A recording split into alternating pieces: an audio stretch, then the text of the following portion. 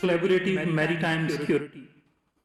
With the participation of 42 nations, including ships and aircraft from China, Indonesia, Japan, Russia, Sri Lanka, Turkey, US, and the United Kingdom, Aman 21 was yet another manifestation of Pakistan's global engagement and abiding commitment, as well as contribution to the promotion of international peace and security. An international maritime conference was also held in Karachi on the sidelines of Aman 21. Addressing the conference, Foreign Minister Shah Mahmood Qureshi reaffirmed Pakistan's abiding commitment to maritime peace and security. He underscored the critical role of blue economy in promoting sustainable growth and development. Foreign Minister Qureshi also underlined that China-Pakistan Economic Corridor and the development of Gwadar Port are game-changing projects that have further enhanced Pakistan's geo-economic significance. On the invitation of his Egyptian counterpart, Foreign Minister Shah Mahmood Qureshi is currently visiting the Arab Republic of Egypt. During the visit, the Foreign Minister held detailed discussions with Foreign Minister Sameh Hassan Shukri on key issues of common interest, including regional situation.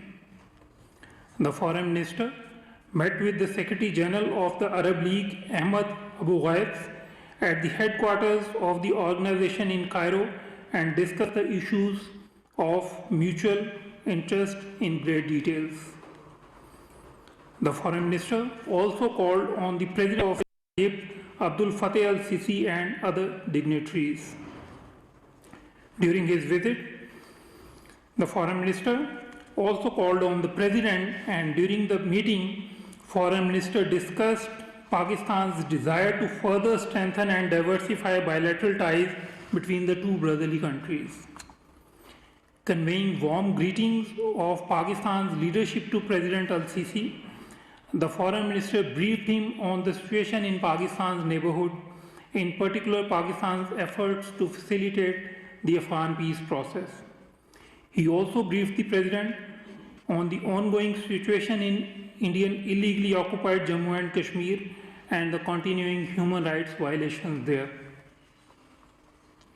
Reciprocating the warm sentiments of the Pakistani leadership, President al-Sisi expressed the hope that the visit of Foreign Minister Qureshi would pave the way for enhanced bilateral ties and dynamic multilateral cooperation.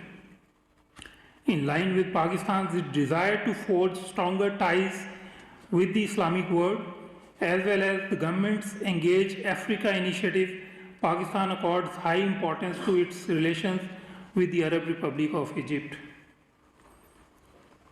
Head of Afghan Massoud Foundation, Mr. Ahmad Wali Massoud, along with his delegation, arrived in Islamabad yesterday.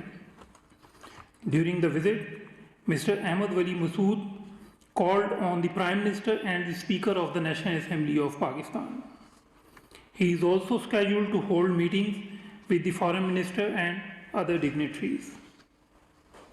In his meeting with Mr. Ahmad Wali Massoud, the Prime Minister reiterated his long-standing position that there is no military solution to the conflict in Afghanistan and that a political solution is the only way forward. The Prime Minister also underscored that all Afghan parties must work for reduction in violence leading to ceasefire and conveyed that Pakistan would support whatever the Afghans agree upon about the future of their country. During his meeting, Mr. Ahmad Wali Massoud appreciated Pakistan's critical role in facilitating the Afghan peace process. The visit of Mr. Ahmad Wali Massoud is part of Pakistan's policy to reach out to Afghan leadership and also deepen people-to-people linkages between the two brotherly countries.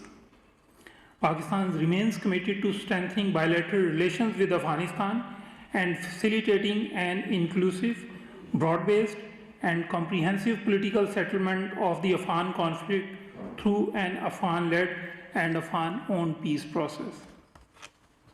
Now coming to the situation in Indian illegally occupied Jammu and Kashmir, Amidst unprecedented military siege since 5th of August 2019, India continues its efforts to mislead the world community. As part of its propaganda, India has taken another group of New Delhi-based diplomats on a guided tour to IIOJK. The fact that the people of IIOJK greeted the envoys with spontaneous and voluntary strike has evidently expressed the true feelings of the Kashmiri people against the illegal Indian occupation.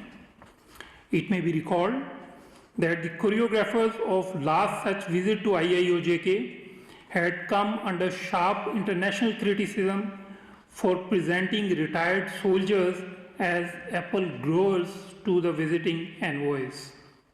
We believe that such guided tours are a smokescreen aimed at diverting international attention from India's egregious human rights violations in IIOJK and creating a false impression of normalcy.